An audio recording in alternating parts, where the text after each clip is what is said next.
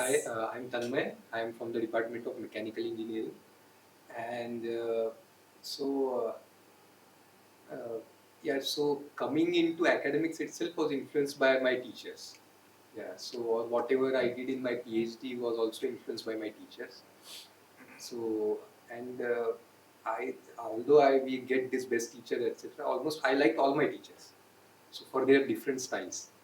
So, and wherever I think that they taught, I got something, I generally started liking that teacher. So, one common thing that I try to do in my courses, so many of the courses that I teach is something like Mandara mechanics based. I come from in solid mechanics is my area. So, again, which are problem oriented. I try to tell them what are the 3, 4, 5 things which are important in the course, and they should take away from at the end of that course.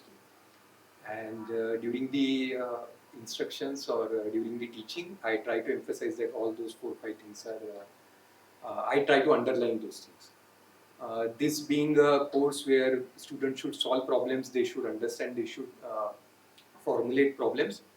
uh, uh, in that way, I'm like something in the JE sense that I conduct a lot of problems. So I do new homeworks, tutorials, so that they are well prepared.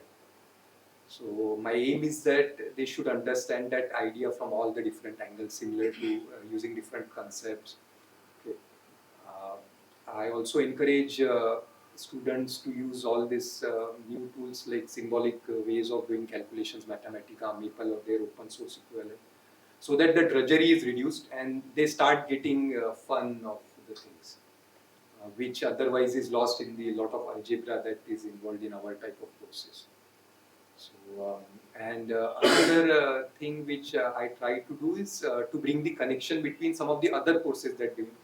Even thermodynamics says what is the connection that is with solid mechanics, or where actually they are going to use all these ideas. So, for instance, we teach a course called machine design, where all the mechanics or whatever we use is put to use. So, bringing the context of again why we are doing all these things is very important. And so, and the way the exams or everything is set up is make sure that only those who understand are going to get top grades. There are no, it's not going to be easy, and based on how you are studied, your grade is or your score and everything is going to. I think I mean, sticking to the basics of the mechanics is what we do in the course. Yeah. I want to bring up a question which came up last time also. So when you do so much problem solving by students writing tutorials and homework, Yeah. I mean, from long time, students look at each other's copy, discuss and all. Yeah. It may have become a lot more now, so I've heard. Yeah. What's your take on it? Because some professors are totally fine with it. I am totally fine with it. So tutorials are free. They can go from one end to the other end also, talk with their other friend, or just raise their hands, ask me. Because I want them to solve it. It's not test for that we have other mid-sem. So these are not graded. These are graded. They are graded. So they are graded for their efforts. Even if they make some mistake, I am okay with that. But the idea is that that concepts, whatever we are teaching, so they are again re-emphasized through those sessions. Questions for the entire panel. Two questions there.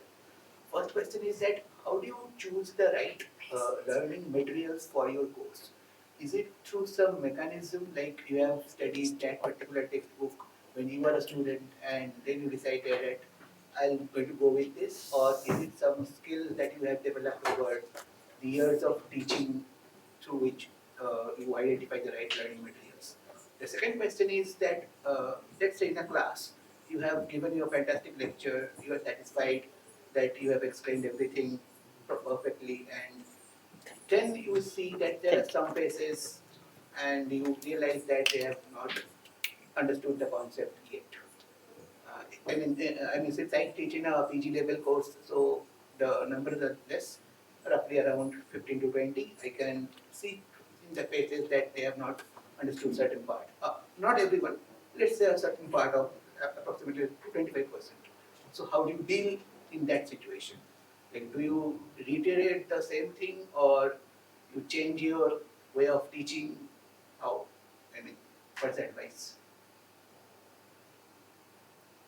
See, again, I would think that it will depend on the particular subject and the particular area. When it comes to materials, electrochemistry, what I figured out is that those classical texts which we have gone through as a student still holds good. And probably it's the problem with all of us that despite being academicians, we don't write textbooks or we don't write things in a simplified manner. So, and there are textbooks which have been derived from those old classical textbooks and important things have been missed out. So, I still feel unless there is something substantially new which comes out in the form of a textbook and which is well written, well documented, nothing missed out, no approximation thing has been missed out or no assumptions have been missed out.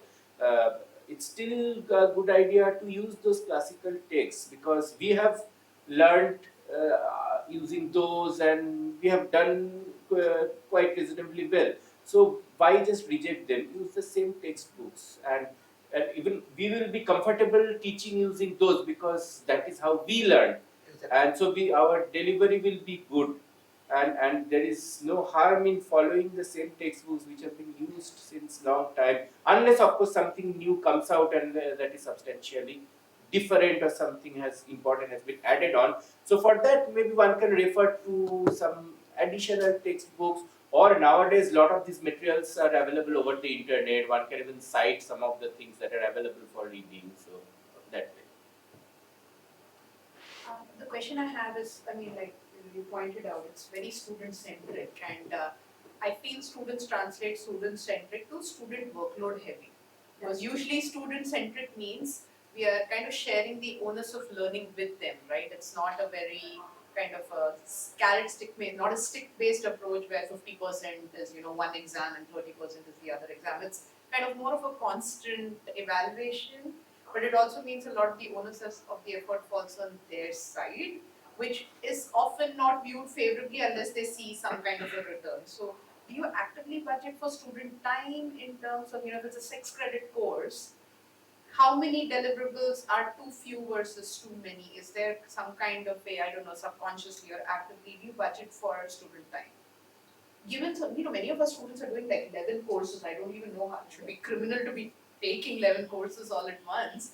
How do you then kind of justify what we want from the learning outcomes versus realistically knowing that they have quite, and the dual degrees particularly have a big workload. So do you do that actively, particularly in the tutorial and problem solving heavy courses?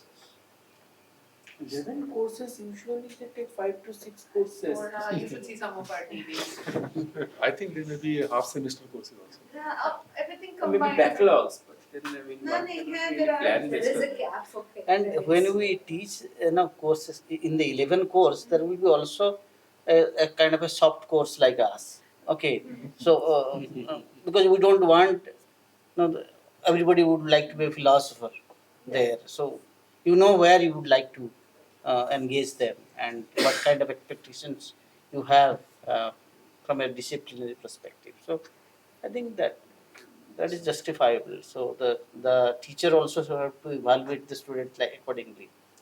No, I just have a direct answer to what you said because I taught a UG institute elective this time after having taught only PG courses, PhD level courses for like 10 years. And there were projects, even though there were like 85 students and all. This comment or complaint I got in my evaluations from 3-4 people that for an Insti elective there was too much workload. So the caveat, right? These are the things like So he or she wrote that, but that one person, it was the same thing, also said that the projects, they were fun and so the grading also, I think it showed them, it was not a standing, we just graded on some absolute terms. But I had a bimodal distribution. People who came to class did the work, they were like ABs, very heavy, not BB or B. People who didn't show up but on the exam they were like CC. That's kind of was my experience. Which is what showed up and they saw that. So they were like, yeah, I came, I did the work, I got a good grade, but it was too much work. Okay. So they recognized it. No, and I think it also sometimes shocks the students when they see in their head you take a final exam to But where and most you're of the work was in the class where they had to do, not too much homework. so it was accounted within if it's a 3 credit hour or a 6 credit hour So course kind of standard accounted six. within that. At least the course that I typically have taught. So what I emphasize, and which is actually true, that if you come to the tutorial, it's a long tutorial, 2 hours, and you solve maybe like 3 or 4 problems systematically from start to end, you really don't need to go back and study much. So that's what many of our colleagues also emphasize, that you attend the lectures, come to the tutorials, do them sincerely. Maybe when you go back, maybe spend 1 hour every week, and you should be good. So the load could be heavy in one way, that you have to think a lot and do things. But if you attend all the lectures and do tutorials, then you should be good, and the load should not be too heavy. So That's what we try everything to. is then accounted in the credit system kind of. So it is we go a little bit above the credits, Okay. But then the point is that because we want the tutorials to be interactive, and the students to have enough interaction time, the students are also happy about that typically. And then the idea is that we take 1 hour additional tutorial many times, and say that if you do the tutorial properly, you don't need to go back and study much.